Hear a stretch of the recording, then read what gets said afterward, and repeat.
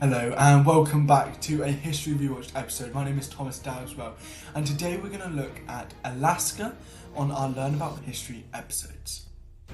Today is Sunday the 10th of November, it's Remembrance Sunday, so at the end of this episode we will have a 2-minute silence to remember those fallen soldiers during the wars, both World War I and World War II, that fought for this country and also the other countries around the world. If you enjoyed last episode on Learn About History series, it was about the Civil War, it was posted 2 weeks ago. You can now check out our brand new Learn More section on our website. You can find information that you may have missed, or it's just newer information. That's www.historyrewatched.com. But let's get on with this main episode. So Alaska is huge. It has a landmass covering 1,477,300 kilometers square meters of land, which is around 2.7 times as large as Texas. Alaska is still part of US territory, however its history is really quite interesting if I do say so myself. So Alaska was US Soviet Union territory up until 1867 when Russia sold it to the USA. They said they wanted to get rid of it for some reasons we'll look into, but the USA quickly took up the offer, and to find out why they did it you might have to wait a bit, but I promise to tell you. So why did Russia sell Alaska?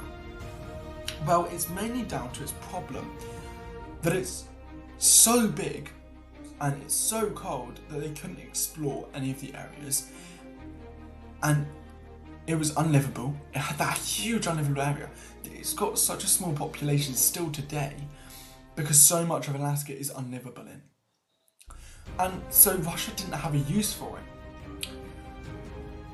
And it also didn't have the resources that it thought it did, which now people know it does. So one other reason that Russia had to sell it was because it was near impossible to defend it.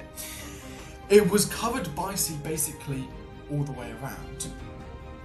So it was difficult to defend anyway, and considering Russia didn't have any use for it, it didn't have any resources that they thought, there was no point in them owning the land. So why would USA look at all of these problems that Russia has and want to buy it? Well, the USA bought Alaska for the primary reason that the United Kingdom couldn't take it as an advantage point to try and colonise any part of the Americas, that's North and South America.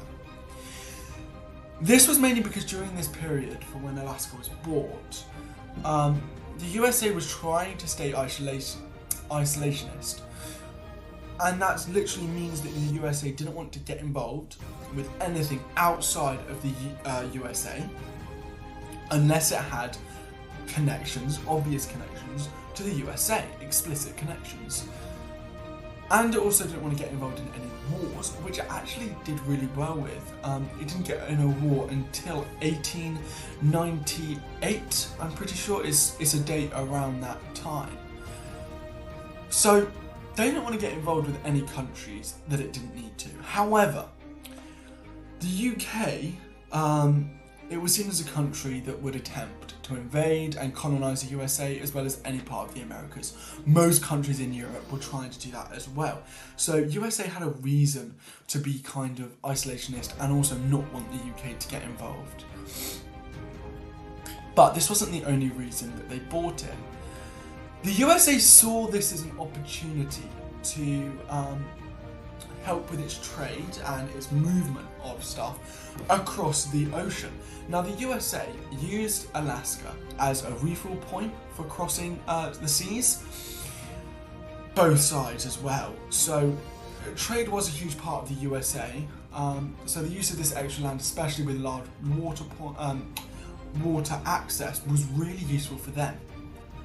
However, Russia was wrong, and this is very much known now, today, to people as well, as there is a large supply of resources, including oil, within Alaska, and Russia wants it back, which is quite scary, to be honest.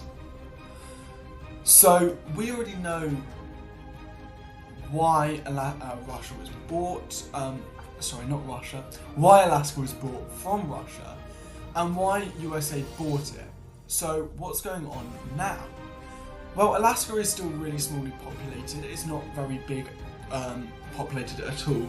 However, its landmass is now being used because of the resources that America can now gain from it. So will Russia want to get it back? That's a question that we might not know. But Russia is showing interest that we do know of.